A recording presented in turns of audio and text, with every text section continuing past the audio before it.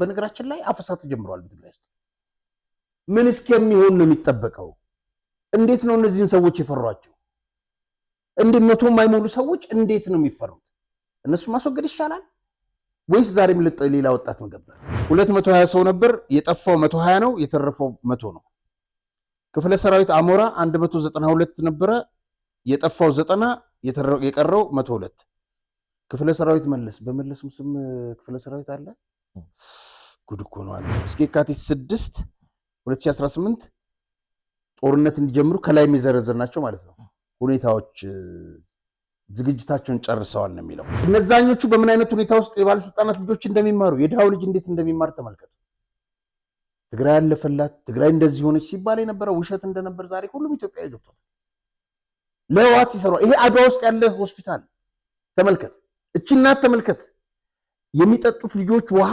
ለአይንህ የሚቀፍ ነው የትግራይ ወቅታዊ ሁኔታ ይሄ የኢትዮጵያ መንግስት በእውነት በጣም ብዙ ትግስት አሳይቷል ከዚህ በላይ ግን መታገስ የለበትም ሰራዊት አስገብተዋል እነዚህ ሰዎች ገንዘባቸውን አስገብተዋል ናቅፋ ሜካናይዝድ አስገብተዋል ጦርነት ለመክፈት ከ3 ቀን በኋላ ዝግጅታቸውን አጠናቀዋል እየታረደ ያለ በሬ በእግሩ ከመታህ አለቀልህ ህወሓት ደግሞ አልቃለች በተፈናቃይ ድንኳን ህክምና አግኝታ እየታከመች ነው 5 ወይም 62.5 ኤርትራውያን ናቸው እነዚህም ደብረጽዮን በአባቱ ኤርትራዊ ሞንጆሪኖ በእናቷ ኤርትራዊ ይሄ አማኑኤል የምትለው ተደብቆ የነበረው ሳር ውስጥ በአባቱ ኤርትራዊ አርሚ 7 ደመኮር ይሄ ሱዳን ያለው ማለት ነው በጸገዴ በኩል ያጠቃ አርሚ 26 31 33 ደመኮር ደግሞ በዋግ ህምራ በማጥቃት ወደ ምብራቅ አማራና ፋኖ ለመገናኘት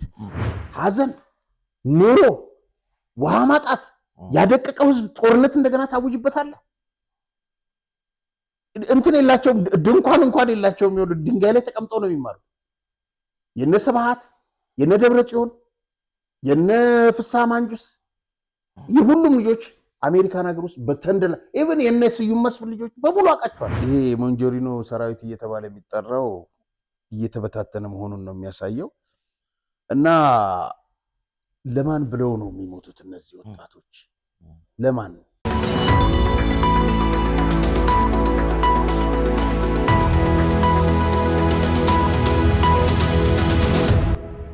ሰላም ጤና ይስጥልኝ ተመልካቾቻችን እንደምን ሰንብታችኋል የምትመለከቱት ኢትዮዴሊ ቻናላችን ነው ዛሬም እንግዲህ እንደተለመደው ወቅታዊና አዳዲስ መረጃዎችን ወደ እናንተ ለማድረስ ጋዜጠኛ አርያ ተስፋ ማርያምና ሮቤል ምትኩ እዚህ ስቱዲዮ ተገኝተናል መልካም ጊዜ እንዲውላችሁ ከወዲሁ ተመኘን አርያ እንዴት ነህ ሰላም ዛሬም እንግዲህ በርከት ያለው አዳዲስ ጉዳዮች አሉን ወደዛ ቀጥታ ከማለፋችን በፊት እንግዲህ ከተመልካቾቻችን ከሚደርሱን በርካታ ሴቶች መሃል እንደተለመደው የተወሰኑትን መርጠን እናቀርባለን ሰላም አርያና ሮቤል እንዴት ናችሁ የፕሪቶሪያውን ስምምነት መጣስ ይቻላል ለዚህም ተጠያቂነት ይከተላል ነገር ግን በፍጹም ማፍረስ አይቻልም ያለቀለት ስምምነት ነው አንድ ወገን በጣሰው ቁጥር የሚፈርሰው ጊዜያዊ የተኩስ ማቆም ስምምነት ቢሆን ነበር የፕሪቶሪያው ግን ቋሚ ወይም ዘላቂ ተኩስ ማቆም ስምምነት ነው በዓለምም የመጀመሪያው ነው ይባላል ባለፈው በሐማስና በእስራኤል የተደረገውም አንደኛው ነው የሩሲያና የዩክሬን ጦርነት ልዩነቱ እሱ ነው ፑቲን ጦርነት የሚያቆም ዘላቂ ተኩስ ማቆም ይሁን ሲል ኔቶና ዜሌንስኪ ደግሞ ጊዜያዊ ተኩስ ማቆም ይሁን ማለታቸው ነው ስለዚህ ስለ ፕሪቶሪያው ስምምነት አፈጻጸም ግምገማ ለማድረግ ነው አደራዳሪዎች የሚጠይቁት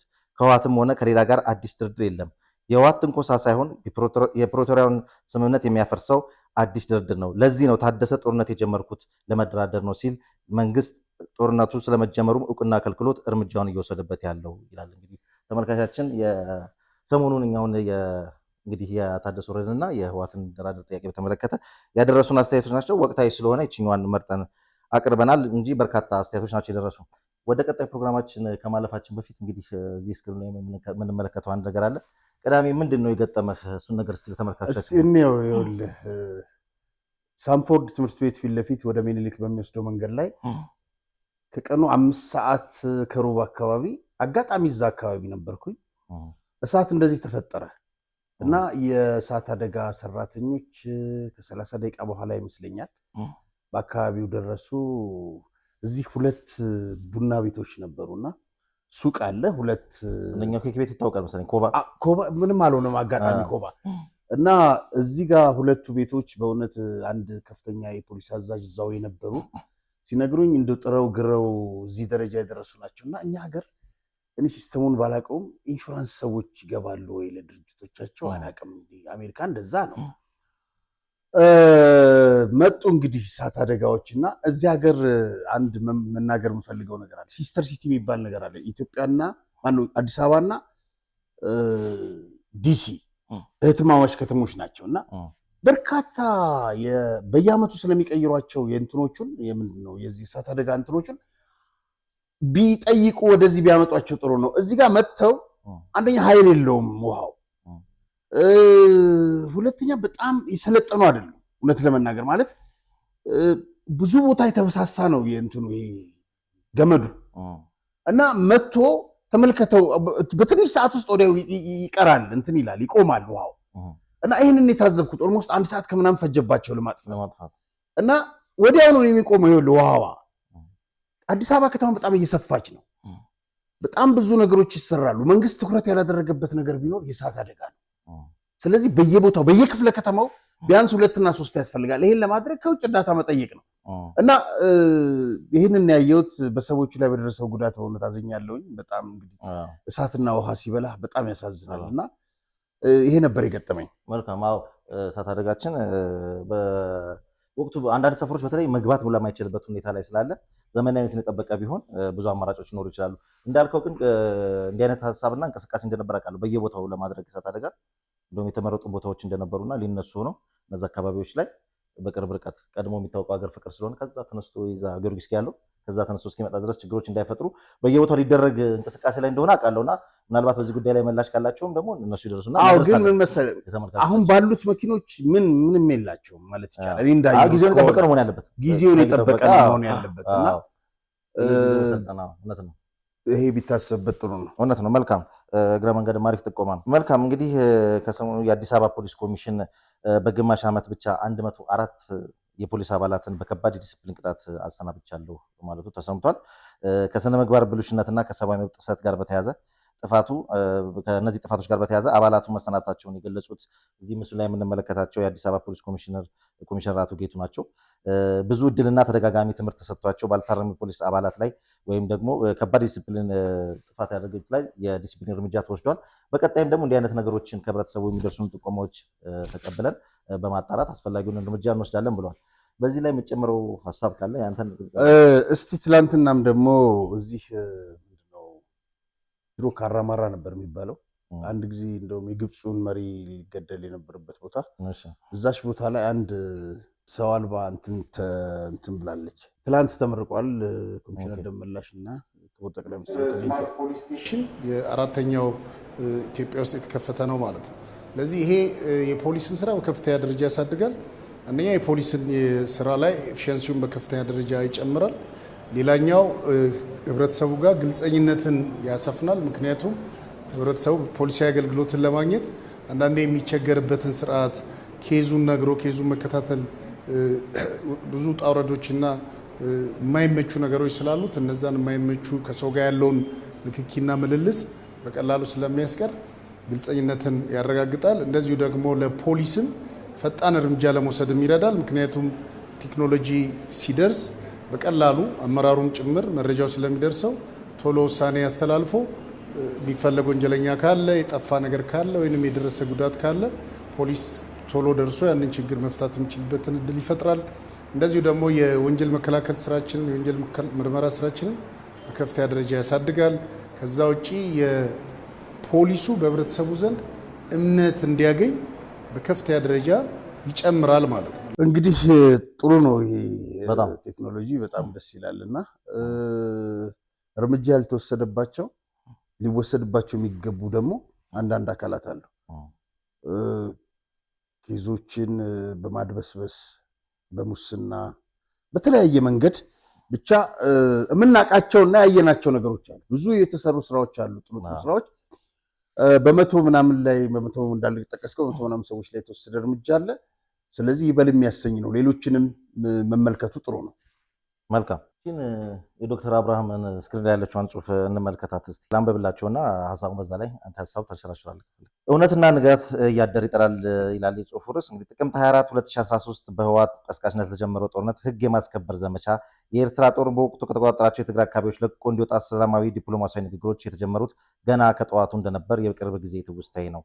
ባለክሩ ባይናገሩም በእውነት ላይ ቢኮሩም ታሪክ የሚገልጠው ሀቅ ባለክሩ ማን ናቸው? ምላሹ እንግዲህ ለአቶ ገዱ አንዳርጋቸው ይመስላል። ባለክሩ ባይናገሩም በእውነት ላይ ቢኮሩም ታሪክ የሚገልጠው ሀቅ ለመደበቅና ርካሽ የፖለቲካ ሸቀጥ ለመነገድ መሞከር አክሳሪ እንደሆነ የአደባባይ እውነት ነው። እውነታውን ለመግለጥ ብዙ ሳንሄድ በራሴ ገጽ ላይ በፈረንጆች አቆጣጠር ማርች 26 2021 የተለጠፈውን እዚህ ስር ተይዟል ማለት ይቻላል። አሁን መንግስት ያቀረበው ሰላማዊ ፍትህ መፍትሄ አማራጭ አፋጣኝ ምላሽ ያስፈልገዋል። የትግራይን ህዝብ ከኤርትራ ወንድሞቹ ጋር ለዓመታት ግጭት ውስጥ ያቆየው ጦርነት አሁንም በተቀመጠው የሰላም ስምምነት መንገድ እንዲጠናከር የኤርትራ መንግስትም የኢትዮጵያን ሉዓላዊነትና ግዛታዊ አንድነት በማክበር ለዘላቂ የጋራ ሰላምና የጋራ ተጠቃሚነት በአሰብ በኩል ኢትዮጵያ የባህር በር የምታገኝበትን መንገድ ምክክርና ውይይት ይበጃል እላለሁ ይላሉ። እንግዲህ የዛን ጊዜ የጠቀሷትን ጽሁፍም አብረው አያይዘው በፌስቡክ ገጻቸው ላይ አስፍረዋታል። እቺ ጽሁፍ ያው ግልጽ ነው እንግዲህ ባለክሩ ብሏታል አቶ ገዱ አንዳርጋቸው ምላሽ ነች። ኤርትራ የውጭ ጉዳይ ሚኒስቴር ለኤርትራ የጻፈው ደብዳቤ አለና እሷን አንተ ምንድነው መሰለህ እንግዲህ ያው በውጭ ጉዳይ ሚኒስትር ጌዲዮን ጢሞቴዎስ ዶክተር በተጻፈው ደብዳቤ ዋና ዋና ነጥቦች እነዚህ ናቸው። ኤርትራ የኢትዮጵያን ሉዓላዊ ድንበር በመጣስ በሰሜን ምስራቅ አቅጣጫ የሚገኙ አካባቢዎችን ተቆጣጥራ እንደምትገኝ በዚህ ደብዳቤ ላይ ተገልጿልና የኢትዮጵያ መንግስት በተደጋጋሚ ኤርትራ ጦር ከግዛቱ ለቆ እንዲወጣ መጠየቁን ያስታውሳል። የባህር በር አገልግሎት ጉዳዮችና በአሰብ ወደብ በኩል የባህር መዳረሻ ጉዳይን ጨምሮ ሁሉንም የጋራ ጥቅም ጉዳዮችን ለመፍታት በቅን ልቦና በድርድር ለመሳተፍ ፈቃደኛ መሆኑን ያመለክታል። የኤርትራ ሰራዊት ረጅም ጊዜ የኢትዮጵያን ሉዓላዊ ግዛት በመጣስ በሰሜን ምስራቅ አቅጣጫ ተቆጣጥሮ እንደሚገኝ ጠቅስና አካባቢውን በአስቸኳይ ለቆ እንዲወጣ ነው የሚያሳስበውና በመጨረሻም እንግዲህ ለይህንን የኢትዮጵያ ሉዓላዊነት የግዛት አንድነት እንዲከበር ላቀረበው ጥያቄ ህጋዊ ጥያቄ አዎንታዊ ምላሽ ከተገኘ የኢትዮጵያ መንግስት የባህር በር ላይ ጉዳዮችና በአሰብ ወደብ በኩል ወደ ባህር በር ጉዳይና ጨምሮ አጠቃላይ ጋራ ጉዳዮች ላይ ሁሉን አቀፍ ልባት እንዲያገኝ በቅን ልቦና ድርድር ለማድረግ ፈቃደኛ እንደሆነ አሳውቋል። ነገር ግን ያው ይሄ የጋራ መከባበርና መተሳሰብ ግንኙነት ለመፍተሽ ቆርጠን ተነስተናል ያለው ደብዳቤ ቀና ምላሽ እንደሚያገኝ ተስፋውን ገልጾ ነበር። በዚህ ደብዳቤ ላይ የኤርትራ መንግስት ደግሞ ትላንትና ምላሽ ሰጥቷል። እንግዲህ እዚህ ላይ ኤርትራ የኢትዮጵያ መንግስት ወደ ግዛቴ ገብታ የተወሰኑ ቦታዎችን ተቆጣጥራለች፣ ታጣቂዎችንም ትደግፋለች በሚል የቀረበባትን ክስ ትርጉም የለሽ በማለት ነው እንግዲህ ያጣጣለችው። ትርጉም የለሽ ውዝግብ ውስጥ ነዳጅ ለመጨመርና ሁኔታውን ለመቀጣጠል ተነሳሽነቱም ሆነ ፍላጎቱ የለኝም በማለት በማስታወቂያ ሚኒስትሯ በኩል መግለጫውን ያወጣችው ኤርትራ የኢትዮጵያን መንግስት ክሶችን ሐሰትና ሙሉ ለሙሉ የፈጠራ ናቸው ስትል ተቃውሞዋን ገልጻለች። እንግዲህ የሁለቱ ሀገራት ሰጣ ገባ ወይም ደግሞ ምልልስ እንግዲህ እዚህ ደረጃ ላይ ደርሷል። ቀጣይ ምን ይሆናል የሚለውን ደግሞ እንደዚሁ ከስር መረጃዎችን ለተመልካቾቻችን የምናደርሳቸው ይሆናል።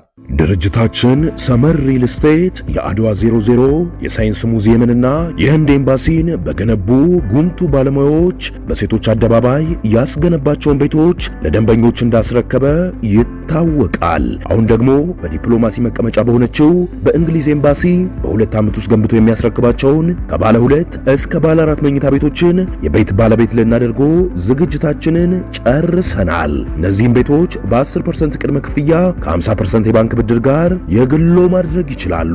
የአንድ ካሬ ዋጋችን በ105,000 ብር ስንሸጥ እንደነበረ ቢታወቅም ለጥቂት ቀናት ብቻ የሚቆይ እስከ 3 ሚሊዮን ብር የሚደርስ ልዩ ቅናሽ ማድረጋችንን እየገለጽን በካሬ በ88,000 ብር እየሸጥን እንደሆነ ስንገልጽ በታላቅ ደስታ ነው። የዚህ ድል ተጠቃሚ ለመሆንና የቢሮና የሳይት ጉብኝት ለማድረግ ከታች ባለው ስልክ ይደውሉ። እንግዲህ ወደ ዋናውና ሰፊ ትንታኔ ወደ መሰጥበት ወደ ሀሳብ ስንገባ አቶ ጌታቸው ረዳ በፎርቹን ጋዜጣ ላይ ያወጣው አንድ ጽሑፍ አለ። እዛ ላይ እንግዲህ አሁናዊ ለትግራይ ዋነኛ ቀውስ ነው ብለው ተጠያቂ ያሉትን ባለስልጣን እንደው ዶፍ ዝናብ በሚያስብል ሁኔታ ወርደውበታልና ምንድነው እስቲ ምንድነው የተነሳው? እኚህ ሰውስ ማን ናቸው የሚለው ተመልካቾቻችን ቢሰሙ። ጌታቸው ረዳ እንግዲህ በነጥብ ያስኳቸውን ከጻፋቸው ውስጥ የሚከተሉት ይገኛሉ። የትግራይ ክልል አሁን ለሚገኝበት ቀውስ ያስገባውና ከፍተኛ ሚና የተጫወተው ታደሰ ወረደ ነው አለ። የትግራይ ጊዜያዊ አስተዳደር ፕሬዝዳንት እያለው ምክትል የነበረው ታደሰ ወረደ ከኃላፊነት አለማንሳት ይቆጨኛል። ቀደም ሲል በነበረው ጊዜያዊ አስተዳደር ውስጥ በምክትል ኃላፊነት ሲያገለግል የነበረው ታደሰ ከተሰጠው ኃላፊነት በሚጻረር መልኩ የክልሉን ጊዜያዊ አስተዳደር ከህወሓትና ከቲዲኤፍ የጸጥታ ኃይል ጋር በመተባበር የጌታቸው አስተዳደር እንዲፈርስ አድርጓል። ትግራይ ለምትገኝበት አሁናዊ ቀውስ ታደሰ ዋነኛ ተጠያቂ ነው ሲል ጌታቸው ይከሷል። ህወሓት በአንድ ወቅት ከፍተኛ የለውጥ እንቅስቃሴ ተጽዕኖ ነበረው። አሁን ግን ከተጠያቂነት ለማምለጥ ጠባብና ድርጅታዊ ጥቅሞችን በማስቀደም ራሱን በራሱ እያጠፋ ነው አለ ጌታቸው በጽሁፉ። በህወሓት ውስጥ ባሉ ጽንፈኛ ቡድናዊ አካላት ምክንያት አቶ ጌታቸው ጊዜያዊ አስተዳደር ዙሪያ የተፈጠረው አለመግባባት ውስብስብና አውዳሚ እንዲሆን ያደረገው ታደሰ ወረደ ነው።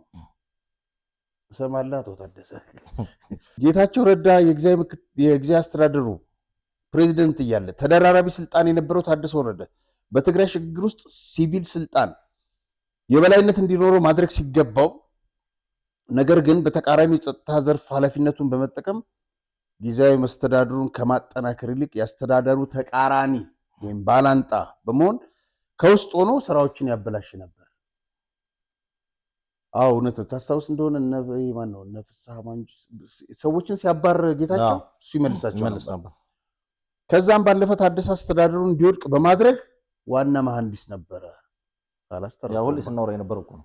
እና ግን እንደዚህ መውጣቱ በራሳቸው ደግሞ ሲወጣ ታደሰ በግድየለሽነት የወሰደው እርምጃ ያስከተለው መዘዝ እጅግ አስከፊ ነው። የትግራይ አስተዳደር ከፌዴራል መንግስት ጋር የነበረው የመደራደር አቅም አዳክሞታል። በኢኮኖሚ ማነቆ ውስጥ እንዲሁም ከፖለቲካ እንዲገለል አድርጓል። ታደሰ በዚህ የፕሪቶሪያው ስምምነት ዋና ድንጋጌዎች ተፈጻሚ እንዳይሆኑ በህገ መንግስቱ የተረጋገጡ የክልሉ ግዛቶች እንዳይመለሱ አድርጓል። ጌታቸው ቀጠለ። ፕሬዚደንት እያለው ከፍተኛ ውጥረት ንግሶ እያለ ታደሰ ራሱን እንደ ገለልተኛ አካል ሲገልጽ በአደባባይ ይታይ ነበር። በተግባር ግን በተጠና ስልታዊ መንገድ ጌታቸውን በመግፋትና የጊዜያዊ መስተዳድሩን ስልጣን በመንጠቅ ክልሉን መንግስትና ስርዓት አልባ ህገወጥነት የሰፈነበት በማድረግ ከህገ ወጦች ጋር ታደሰ ተባብሯል አለው። ሚሳኤል ነው እንጂ ያወረደበት።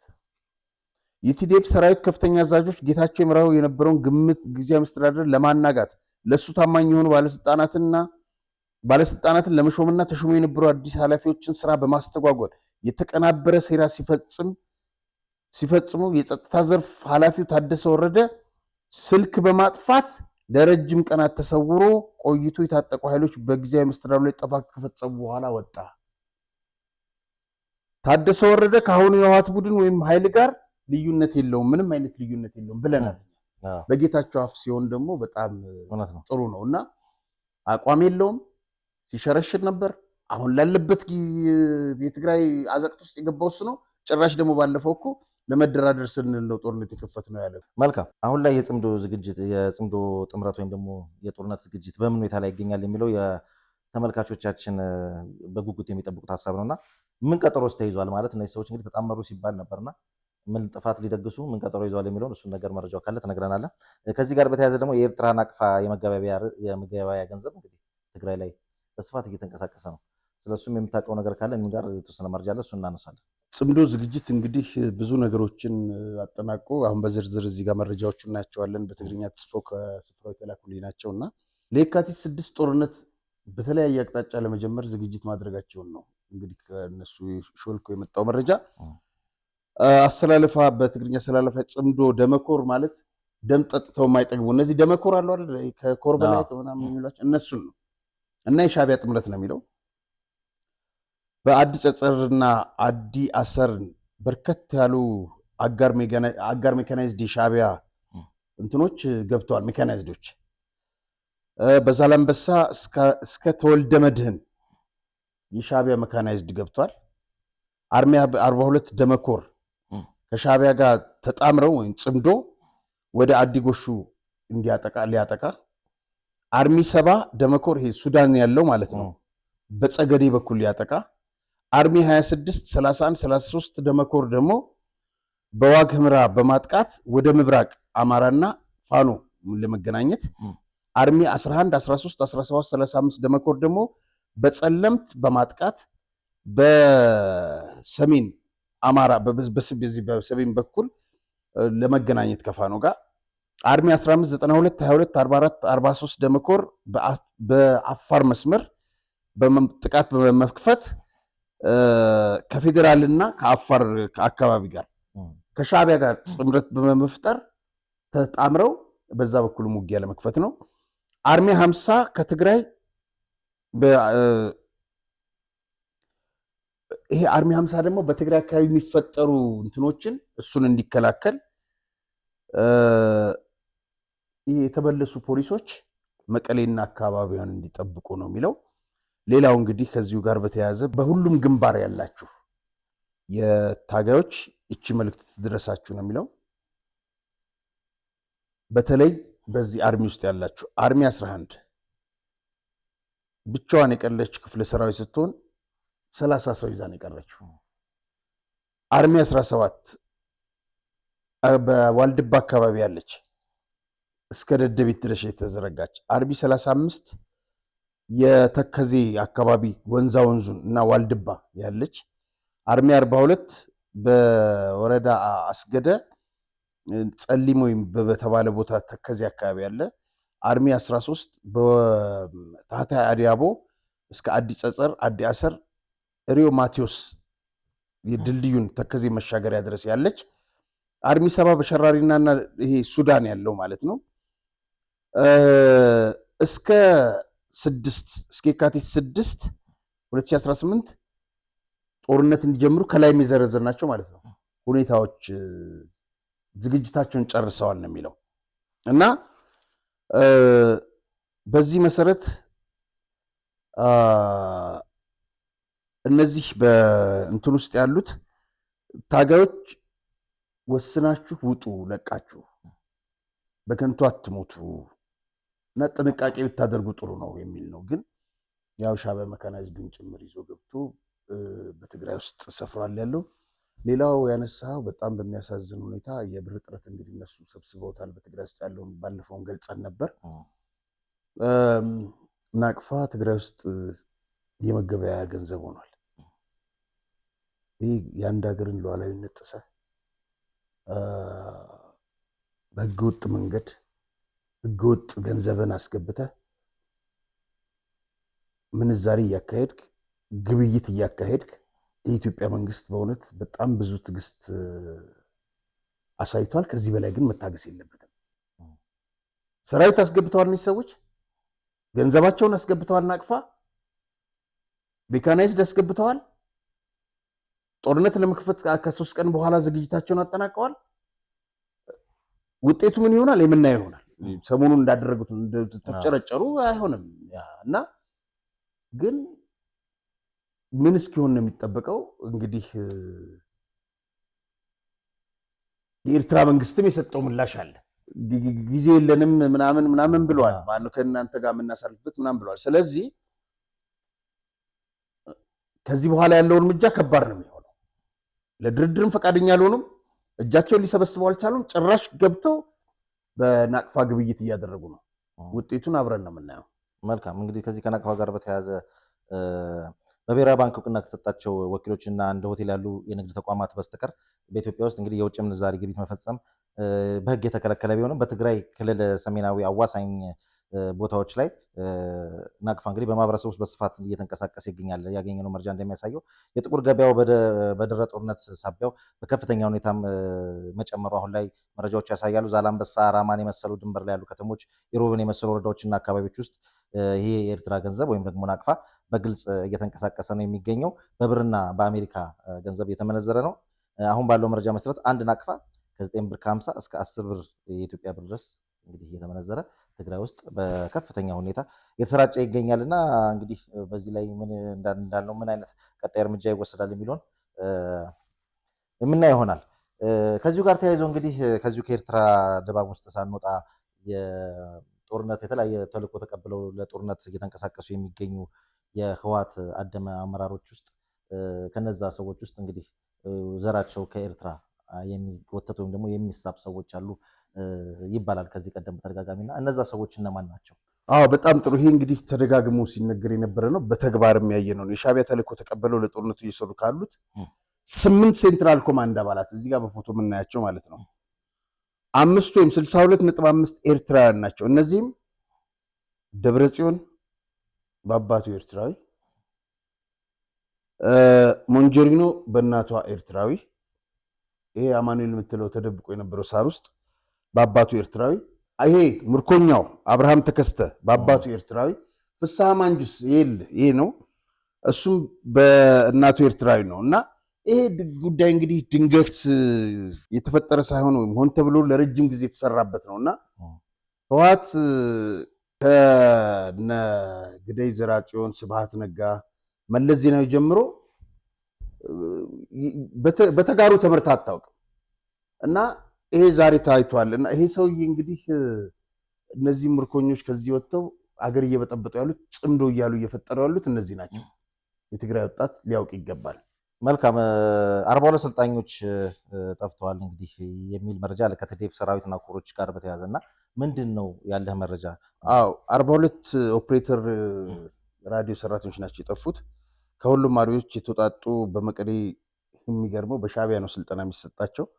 ሬዲዮ ኦፕሬተር ለአንድ ወር ሲሰለጥኑ ቆይተዋል እና ከዛ ጨርሰው 42 አባላት እንግዲህ የሰራዊቱ አባላት የሆኑ ወደ አሃዷቸው እንዲጓዙ ተዘጋጅተው እያለ የሚል መመሪያ እንግዲህ እንደደረሳቸው 40 በሌሊት ጠፍተው አደሩ። 2 ብቻ ተገኙ እና ሪፖርት ያደረጉት ከነዚህ ውስጥ ተረጋገጠ መረጃ ነው ለማወቅ ያለው ብሎ የተላከልኝ።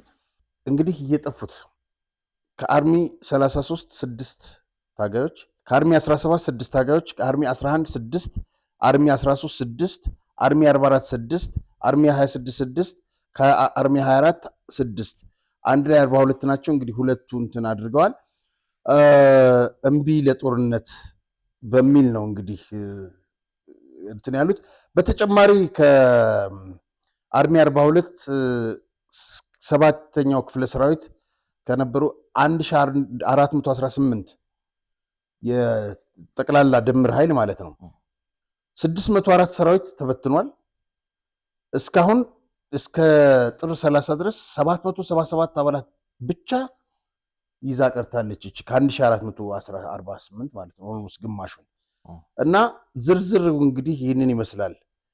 ክፍለ ሰራዊት ጽናት እኮ 220 ሰው ነበር። የጠፋው 120 ነው፣ የተረፈው 100 ነው። ክፍለ ሰራዊት አሞራ 192 ነበረ፣ የጠፋው 90፣ የቀረው 102። ክፍለ ሰራዊት መለስ፣ በመለስም ስም ክፍለ ሰራዊት አለ። ጉድ እኮ ነው አንተ። 164 ነው የነበሩት፣ 78 ጠፍተዋል፣ የቀረው 86። አረ ሁላችሁም ጥፉ እንዴ! ለምን ብለው ነው የሚሞቱት? በ7 ዓመታት ጊዜ ውስጥ ብቻ ከ7 በላይ ሳይቶችን ጥንቅቅ አድርጎ ገንብቶ አስረክቦ ከ350 በላይ አባወራዎችን የቤት ባለቤት ያደረገው፣ ቤቶችን በተመጣጣኝ ዋጋ በመሸጥ እውቅናን ያገኘው፣ እንዲሁም ከኢትዮ ሪል ስቴት አዋርድ የክብር ሽልማትን የወሰደው ድርጅታችን ቴምር ፕሮፐርቲስ አሁን ተራው የእናንተ ነው ይላቸዋል። በቅርቡ ባወጣቸው ሳር ቤት ቫቲካን ኤምባሲ አቅራቢያ እና በአዋሪ የሚገኙ ሳይቶቹ ላይ እስከ 35% የሚደርሱ እውነተኛ ቅናሽ አዘጋጅቶ የቤት ባለቤት ይሁኑ ይላቸዋል። ባለ 3 መኝታ ቤቶችን ከ9.9 ሚሊዮን ብር ጀምሮ ካለምንም ወለድና ተጨማሪ ክፍያ ቤቱን በኢትዮጵያ ብር በመዋዋል ይግዙ ይሎታል። እንዲሁም ነጋዴው ከሸማቹ ጋር በቀላሉ እንዲገናኝ፣ ሸማቹን ፍላጎቱን በአቅራቢያው እንዲያገኝ ዘንድ የሺዎች መኖሪያ በሆነው ገላን ኮንዶሚኒየም እና ተክለ ሃይማኖት መሃል ላይ የንግድ ሱቆችን ከ500,000 ብር ቅድመ ክፍያ ጀምሮ እየሸጠን ነው። ሳይቶቻችንን ለመጎብኘትና ለበለጠ መረጃ አሁኑኑ ይደውሉልን። ከክፍለ ሰራዊት መቀለ ደግሞ በዋና ከተማ ሙሉ ይሰይማሉ። ጉድ እኮ ነው።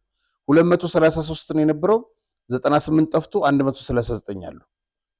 ክፍለ ሰራዊት ፈንቅል 167 ነበሩ፣ 59 ጠፉ፣ የቀረው 108 ነው። ክፍለ ሰራዊት ደደቢት 230፣ ይሄ ነገር ደደብ ነው የሚለው ደደቢት 230፣ የጠፋው 92፣ የቀረው 138። ክፍለ ሰራዊት ለካቲት 208 ነበሩ፣ የጠፋው 104 ነው፣ የቀረው 104 ነው። ድምር 1448 የነበረው የጠፋው 604፣ የቀረው ጠቅላላ ድምር ማለት ነው 777 ነው። እንግዲህ ይሄ ሞንጆሪኖ ሰራዊት እየተባለ የሚጠራው እየተበታተነ መሆኑን ነው የሚያሳየው። እና ለማን ብለው ነው የሚሞቱት እነዚህ ወጣቶች? ለማን? ጦሮቹም እኮ አሁን ዝም ብለው ስም ስያሜ የሰጧቸው እንጂ ከአንድ ክፍለ ጦር የሚያስፈልገውን ነገር ምናምን ሰራዊቱን መጠን ቁጥር ያሟላ ማለት አይደለም። ስያሜ ብቻ ነው። አዎ ስያሜ ነው። ልክ ነው። መልካም። እየታረደ ያለ በሬ በእግሩ ከመታህ አለቀልህ። ህወሓት ደግሞ አልቃለች። በተፈናቃይ ድንኳን ሕክምና አግኝታ እየታከመች ነው። ትድናለች እያለችህ ነው። ህወሓት ሳትመለስ የሚመለስ ሰው የለም ወደ ቀያውን እያለችህ ነው። አስረግጣ እየነገረችህ ነው። አንተ ህዝብ ማወቅ አለብህ። ለምንድን ነው የምትፈራት? ህዝቡ ነው የሚፈራ እንጂ ፓርቲ አይፈራም። ይሄ ማወቅ አለብህ። የሆነ ሀገር ነው ማለት ነው። ስሙ ስለረሳሁት ነው። የሆነ ጉሊት ዘርግቶ የሚሸጥ ነው የሆነ ልጅ። ከዛ ደንቦች መጡና ደፉለት። በሷ ነው ህይወቱ የሚመራ። በዛ የደፉለት ማለት ነው። ከዛው በጣም ተስፋ ቆረጠና ቤተ መንግስት ደጃፍ ሄዶ ማለት ነው ላምባ ገዝቶ ለራሱ ነስንሶ በክብሪት አድርጎ ለራሱ አቃጠለ። ከዛ ህዝቡ ተነሳ። መፈንቅለ መንግስት ተደርጎ መንግስቱ አስወገዱት። እና አሁን እያልኩ ያለሁ ራስህን ተቃጠል ሳይሆን ህዝቡ ነው የሚፈራ። ህዝብ በአንድ ኢነርጂ ከተነሳ ከባድ ነው። ህዝቡ ነው የሚፈራ። እነሱ ግን ለራሳቸው እንድትፈራቸው አድርገው ነው የቀረጹ። ምንድነው ከዚህ በላይ ምንድነው የሚፈልጉ ካንተ? ቤተሰብ ሰጠ፣ እህቶች ሰጠ፣ ወንድሞች ሰጠ፣ ራስህን ሰጠ፣ ልጆችህን እንድትሰጥ እየጠበቁህ ነው። ምንድነው? ስልጣን ለኛ ስጥ አልተባልክም። አንተ ምራት ነው የተባልከው። ባንተ ምራት ይሄ ጀነሬሽን ይምራት ነው የተባልከው። ለውጥ ይፈልጋል የትግራይ ህዝብና አንተ ምራት። የተማረ ሰው ያስፈልጋታል ነው የተባልክ ያለው። ለ70 እድሜያቸው ለ80 እድሜያቸው ስትል አንተ ክራንች ይዛል። ይበቃል። ለውጥ ያስፈልጋል። ከባርነት ውጣ እየተባልክ ነው። እውነት ነው። በጣም ደስ ይላል። ምንድነው ግን ያረጋጋቻችሁ ግን ትግራይ በዚህ አክል ደረጃ ያለፈ 1 ሚሊዮን ምናምን ወጣት አልቆ ተገብሮ ህፃናት በየመንገዱ ወርቀው ምስኪን የትግራይ እናት እንደዛ መንገድ ላይ ወርቃ ያን ሁሉ ፈተና መከራ ያለፈ የትግራይ ህዝብ አሁን ድጋሚ ጦርነት አሁንም እንደገና 4-5 ወንዶች ከአንድ ቤት አልቀው ምንድነው እሱ? ምን ፈልጋችሁ ነው? የነ ደብረጽዮን ቲም ምን ፈልጋችሁ ነው? አሳዝናችሁም ያዝ መቤቴን በቃ እኔ በጣም የምር በጣም ነው ያዘንኩት። እውነት ያማል። በኢየሱስ ምን አረጋችሁ? ምንድነው ጥፋቱ? እኔ የትግራይ ምንድነው? ቆይ ምንድነው እሱ በደሉ ምንድነው? 1-2 ፖለቲከኛ ተነስቶ በቃ ህፃናት መውደቅ አለባቸው። ያስተማረን ህዝብ ለዚህ ደረጃ በቃን ህዝብ እውነት ነው። እንግዲህ በፊትም ስንለው የነበረው ነገር ይሄ ነው። ዛሬ ከብዙዎች አንደበት ስትሰማው ጥሩ ነው ማለት ያሳዝናል። ሁሉም አሁን አውቆታል። እኛ ብቻ ነበር ስንጮህ የነበረው። ስለዚህ የኛን ጩኸት እየተጋሩ ነው። ለዚህ ነው በደንብ እንዲገባ ደግሞ ወቅታዊ ሁኔታ እቺ በክብ የተሰመረባት የደብረጽዮን ሚስት ነች። ተመልከት ላይዋ ላይ ያለውን ወርቅ። አንዱ ምን አለ መሰለ? እሷ በወርቅ የትግራይ ህዝብ በድርቅ ተቃጥሏል። እሷ በወርቅ ነው። እውነት እኮ ለነዚህ ነው እንግዲህ የትግራይ ወጣት የሚሞተው። እነዚህን አብዛኞቹን አውቃቸዋለሁ። አሜሪካን ሀገር ውስጥ ነው የሚገኙት። የባለስልጣናት ልጆች ናቸው። የወያኔ አመራሮች ልጆች ናቸው። በተንደላቀቀው ህይወት ውስጥ የሚኖሩ ናቸው። አንዳንዶቹ እንግዲህ ከዚህ ከአደንዛዥ ዕፅ ጋር በተያያዘ ትንሽ ናውዘው ይታያሉ። እነዚህ በእንደዚህ አይነት ሁኔታ ውስጥ ነው የሚኖሩት። ይሄ ይጻድቃል ልጅ ነው። ይሄ ልጁ ልጅ ነው። የህወሓት ባንዲራ እየያዙ ትግራይ ትስዕር እያሉ እነሱ ሳይሞቱ ወጣቱ ነው እንዲሞት ያደረጉት። ወጣቱ ነው እንዲያልቅ ያደረጉት። ዛሬም ልጆቻቸው ይሄው አሜሪካን ሀገር ውስጥ ናቸው። የሚሞተው የድሃ ልጅ ነው። የትግራይ ወቅታዊ ሁኔታስ? የትግራይ ወቅታዊ ሁኔታ ይሄ ነበር። ይሄ ነው አሁን ልጆች እነዛኞቹ በምን አይነት ሁኔታ ውስጥ የባለስልጣናት ልጆች እንደሚማሩ የድሃው ልጅ እንዴት እንደሚማር ተመልከቱ። ትግራይ ያለፈላት ትግራይ እንደዚህ ሆነች ሲባል የነበረው ውሸት እንደነበር ዛሬ ሁሉም ኢትዮጵያዊ ገብቷል። ለህወሓት ሲሰሩ ይሄ አድዋ ውስጥ ያለ ሆስፒታል ተመልከት። እቺ እናት ተመልከት። የሚጠጡት ልጆች ውሃ ለአይንህ የሚቀፍ ነው። የትግራይ ወቅታዊ ሁኔታ ይሄ ነው። ተመልከታት። እቺ እናት ተመልከት ከዚህ ውስጥ ውሃ የሚወጣ ይሄ ውሃ ለማየት የሚቀፍ ውሃ እኮ ነው የሚጠጡት የነዛ ልጆች ግን የት እንዳሉ ለምንድን ነው የሚሞተው የትግራይ ወጣት ለምን እነዚህ ልጆች እኮ አልቀዋል ይሄን አድገው በቃ ይሄ ነው ህፃናቶች ልጆች አሁን በነገራችን ላይ አፈሳ ተጀምሯል በትግራይ ውስጥ ምን እስከሚሆን ነው የሚጠበቀው እንዴት ነው እነዚህን ሰዎች የፈሯቸው እንደ መቶ የማይሞሉ ሰዎች እንዴት ነው የሚፈሩት እነሱ ማስወገድ ይሻላል ወይስ ዛሬም ሌላ ወጣት መገበር ቆም ብሎ ማሰብ ያለባቸው ናቸው ሐዘን ኑሮ ውሃ ማጣት ያደቀቀው ህዝብ ጦርነት እንደገና ታውጅበታል እንትን የላቸውም ድንኳን እንኳን የላቸውም የሚወዱ ድንጋይ ላይ ተቀምጠው ነው የሚማሩት የነ ስብሃት የነ ደብረ ጽዮን የነ ፍስሐ ማንጁስ የሁሉም ልጆች አሜሪካን ሀገር ውስጥ በተንደላ ኢቭን የነ ስዩም መስፍን ልጆች በሙሉ አውቃቸዋለሁ የአባይ ፀሐይ የዓለም ገብረዋድ አባቴ ሞተ እያለ ሲያለቅስ ነበር እነዚህ ሰዎች ናቸው እንግዲህ እዚህ በወርቅታ ያለ እዚህ ያለው የትግራይ ሁኔታ ይሄ ለምንድን ነው ምን ሞተው ብሎ ማሰብና መጠየቅ አለባቸው መልካም አንዲት ትግራይ ወጣት እንግዲህ 2013 ጥቅምት ወር ላይ ጦርነት ጅማሬና አስመልክታ በትግረኛ ቋንቋ ወጣችሁ አንድ መረጃ አለና እሱ ነገር አነጋጋሪ ሆኗል ምንድን ያለችው እስቲ እሱን እንስማ በጣም ጥሩ ጥያቄ አለኝ ለህወሓት ደጋፊዎች ጦርነት ህወሓት ባዕለ ጀሚራቱ ወይናኩም አንተም ነብልጽግና ጦርነቱን የጀመረችው 2013 ህወሓት ነች ስንላችሁ የብልጽግና ደጋፊዎች አላችሁ አብ ገንዘብ ገዝኩ ብልጽግና በገንዘብ ገዝቷችሁ ባንዳዎች ደርግታት ተጻፈ ደርጎች ደርጊታልና ነው ግን አሁን ይስድብ ግን ስማት ብቻ በጣም ጣፋጭ ነው መመሬ ማን ለሐቅ ዛረብ ሁሉም ናል መመሬ ማን የተገደለው እውነት ሲናገሩ እንደዛ ብለናቸው ወደንባቸዋል ሰድበናቸዋል ራሷንም ነው ተሳዳቢ አድርጋ ገባ ለህወሓት አግዛ ማለት ነው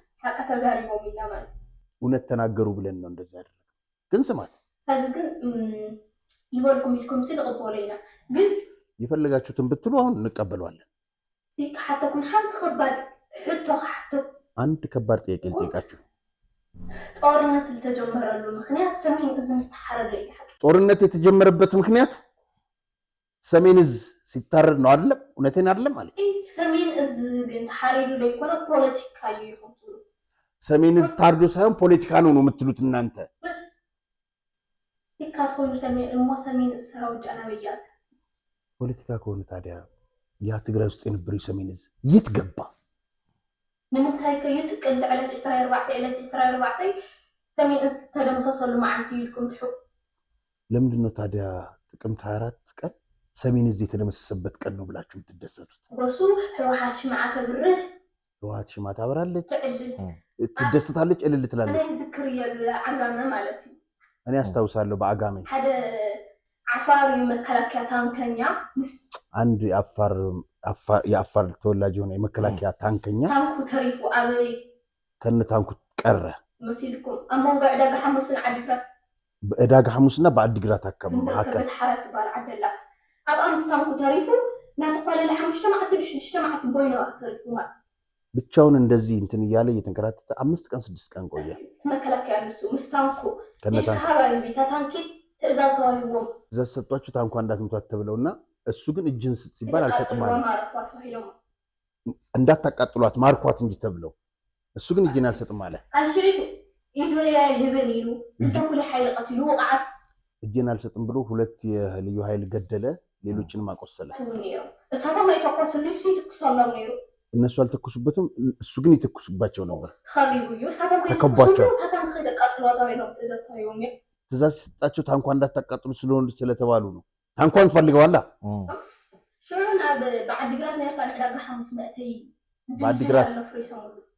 بعدግራት ወደ ዕዳጋ ሐሙስ መግቢያ ድልድይ ነበር አፈረሱበት እሱ የተካኑበት ነው ከድሮ ተማዝ ፈርሑ ማለት ረግይጽዎም ከይዱ ማለት ነው ከዛ ረቅጧቸው ይሄ አታን ድል ሰጥሕም ሕደት ሲንታ ድልድል ማለፍ ያጣ ድልድዩ ላይ ሲደርስ ፈርሷል አጣጣውላ መራስ ይብሉ ይዱ አማራጭ አልነበረውም እጁን ሰጠ መስሐብ ግን አይ ምርሽ ነው እዛው ነው የረሸኑት እጁን ሲሰጥ አሳዝነ ታንክ ኻሂሎ ማኺዶ ታንኳን ይዘዋት ሄዱ ሶ አና በድሪ ተመልስ ሐተኩ እኔ ወደ ኋላ ተመልሼ ልጠይቃችሁ بطوطنا بقى نقونا تتعمل تقاش أوبريترات نوري يكونوا تنبطوط ورسنا بقى تنبوي يقول لك السوق ينبروا اوبريتروች ተኳሾች የት ገቡ እቺም ብቻ መልሱልኝ تريفو خميل بين እንዴት ብቻውን ቀረ زالنبሳ يرو زالنبሳ دفاع ማለት ይሄ ምሽግ እስከ ኢሮፕ ዛላምበሳ ድረስ የነበረ ባድመን ይጠብቅ የነበረ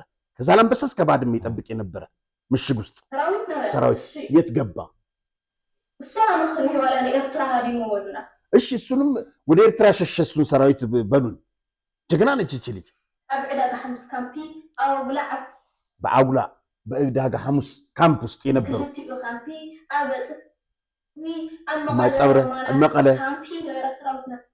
መቀለ እነዚህ ማአት ቦታዎች ነው ተጠቅሰው የት ገባ ምክንያቱም ሲሸሻ ላይ ነው የት ገባ መኪና ተጻዕኝ ወጣ ይራናይ በመኪና ተጭኖ ሲወጣ ላይ ነው ወይ ድማኒ በእግሩ ሀድሙ ይራናይ በእግሩም ሲሄድ ላይ ነው በእግሩም ሲሸሽ የአርሰ መከላከል ገብሩን ወጋ ይተፈረይ ራሱን ለመከላከል እንኳን ጦርነት አልከፈተም አየውነት ሲወጣ ሰሜን እዝ ብድቆስን ኮሎ ኦፕሬሽን ተካሂዱ ይሐዲዩ ሰሜን እዝ በተኛበት ኦፕሬሽን ሲካሄድበት ነው ያደረው እውነት ነው እዚያ አምኑላችሁ ይሄን ልታምኑበት ይገባል ኦፕሬሽን ተገይሩ ይሐዲዩ ተረሽዩ ለረሽ ሸት በኻራ الحرد የሚረሽኑትን ረሽ ነው በካራ በቢላ የሚያርዱትን አርደው ሐሪዱ ማለት ነው ናቢያቱ ሞዳሊ ወዴት ገባ ታዲያ ያው ሰራዊት ሰሜን እዝ ናቢያቱ እና ሰሜን እዝ ወዴት ገባ በኻሊቅ ግንባር አይነበረይ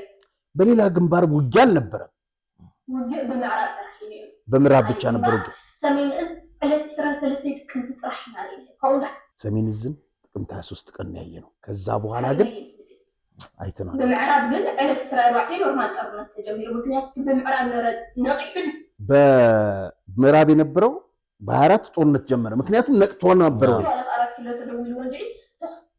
ከአራት ኪሎ ተደውሎለት ይሁን ተነቅቶ ይሁን አላውቅም ተኩስ ተከፈተ ራሱን ለመከላከል እንጂ ጦርነት ውጊያ ውስጥ የገባው በምዕራብ ውጊያ ኖሮ አይደለም በምዕራብ ተጀመረ ውጊያ ይኮና አርሱ ተከላከል ራሱን ለመከላከል ነው ከሳሽረ ነው አበስፈ እስከ ሽሬ ደረሰ ሽረ ስለሐ ጸሐዩ ሻዕቢያ ዛት ወንትጋ ሽረ ሲደርስ ነው ሻዕቢያ የገባው ዕለት ማዕዘይ ሕዳር ዕለት 12 ህዳር 12 ነው ሻዕቢያ የገባው በኻሊቅ ግንባር ጦርነት ተጀመረ ዕለት 12 ህዳር ነው 12 በሌላ ትግራይ ሰዓቴን አው ነው ህዳር 12 በሻዕቢያ ሲገባ በዛ ምክንያት ጦርነት ተጀመረ ውጊያ ዘቀየረው ሻዕቢያ ነው ኖርማል ውጊያ የቀየረው ሻዕቢያ ነው ናይ መከላከያ ውጊያ አርሰን መከላከል ውጊያ መከላከያ ሰራዊት ሲሰሜን ራሱን መከላከል እንጂ ውጊያ አይደለም የነበረው ጦርነት አይደለም የነበረው ሻዕቢያ ይሁን ኖርማል ጦርነት ቀይሩ ሻዕቢያ ነው ወደ ኖርማል ጦርነት ቀይረው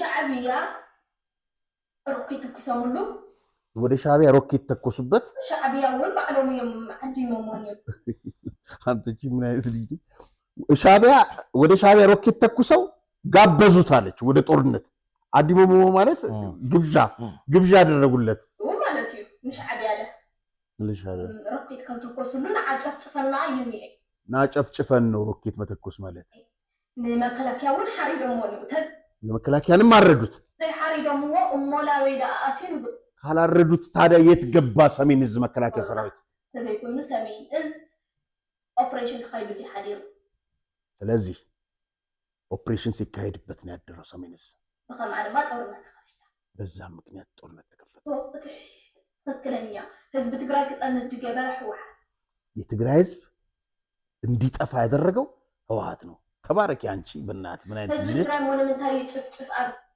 ለምንድን ነው የትግራይ ህዝብ የሚጨፈጭፍ ማድክቱሉ ተቆይቁም ህዝብ ትግራይ እንታይ ነው ያራናና መከላከያ ሕራድ ከለ አገብ ይላል አይበለ ውድብን ህዝብ ሐደና ይኸውልህ መከላከያ ሲታረድ ምን አለ ተዋላል አና ጨራህና ይርና ህዝብና ህወሓት አንድ ነው እያል መፈክር እናሰማ ነበርኛ የወያኔ ልጆች ነን እያልን እንጨፍር ነበር አለች ጨፍር በዛለም በሳለ ገና እያልን እንጨፍር ነበር ኦሮሞ አይገዛንም እያልን ነበር እኛ እንገዛም ስንል ነበር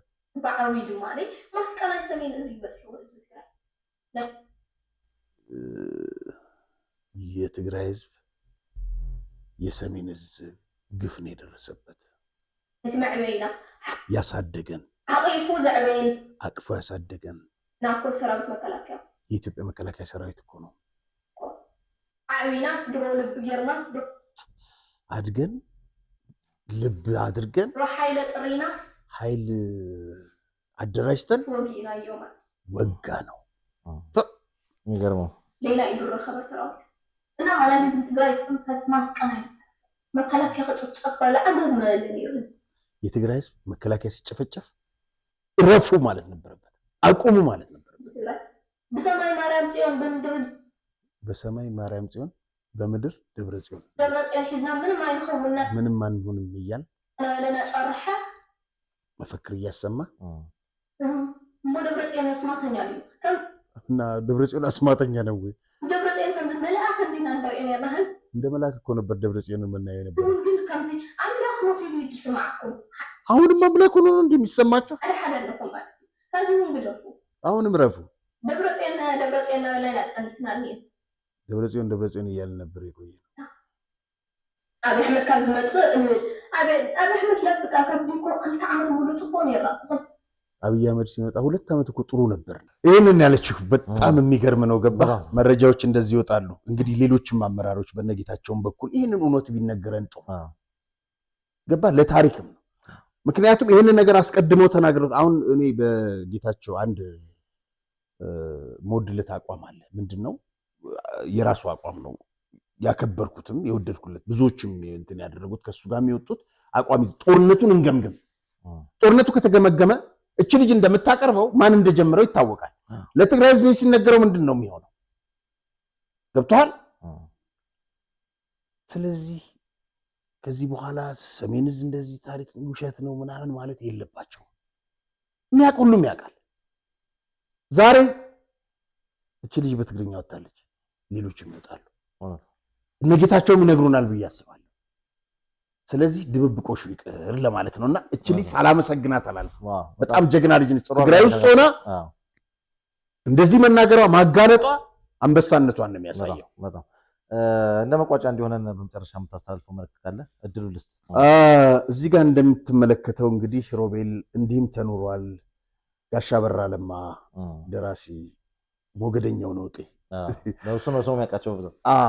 አንድ ደግሞ በጣም ወድለት እንትን አለ ተኖረና ተሞተ ነው ግጥሞቹ እነዛ በጣም ደስ ይሉኛል። እንግዲህ ጋሻ በራ ወደ አዲስ አበባ መጥተዋል። ያው በስልክ ነው በአካል አንተዋወቅም እና በፌስቡክ እዚህ መጽሐፍ ውስጥ ካሰፈሯቸው እኔ ከዛሬ ስንት ዓመት ውስጥ ካነበብኳቸውና በዚህ በምንድን ነው በድረገጽ ላይ ካወጧቸው ጽሁፎች መካከል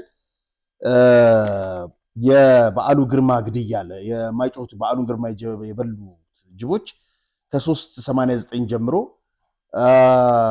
ይድረስ ላስፋው ዳምጤ 463 ጋሻ አስፋውንም በስልክ ቆይቷል፣ አግኝቻቸው ነበር። የመጀመሪያው እንግዲህ በዓሉ ግርማ እንዴት ተገደለ፣ ማን ያስገደለው የሚለውን አስፍረውታል ጋሻ በራ። ቅዳሜ የካቲት 7 ነው መጽሐፉ የሚመረቀው። ከዛ በፊት ሰሞኑን እንግዳ አድርገን ይዘን እንቀርባለን። ማን ያስገደለው የሚለውን ነገር እንግዲህ ጥያቄ ካላችሁ ጋሻ በራን የሚመለከት በቴሌግራም ቻናላችን ላኩልን። ይሄንን መልሰን ለተመልካቾቻችን እናቀርባለን። ይዘናቸው እንቀርባለን ሰሞኑን። መልካም። በተለይ የበዓሉ ጉዳይ እንግዲህ መጥራት ያለበት ጉዳይ ስለሆነ ከሳቸው እንግዲህ የበለጠ ብዙ መረጃዎችን ማንም ሊያገኝ ይችላል ብለን አናስብምና እንግዲህ ያፈኑትን ሚስጥር ይሆናል እንግዲህ የሚያወጡት። ስለዚህ ተመልካቾቻችን በጉልጉት ሊጠብቁን ነው የሚለው ከምንለው ከጋሻ በራ ለማ ጋር የሚሆነው ቆይታ አንተ ጋር ስለነበረኝ ቆይታ እጅግ አድርጌ አመሰግናለሁ። ዳግም ሌላ ዝግጅት እንገናኛለን። የተከበራችሁ ተመልካቾቻችን የዕለቱ መሰናዷችን ይመስል ነበረ። ፕሮግራሙን አዘጋጅተን ወደ እናንተ ያደረስላችሁ ጋዜጠኛ አርያ ተስፋ ማርያምና ሮቤል ምትኩ ነን። ዳግም ሌላ ዝግጅት እስክናገኝ ድረስ ሰላም ቆዩ።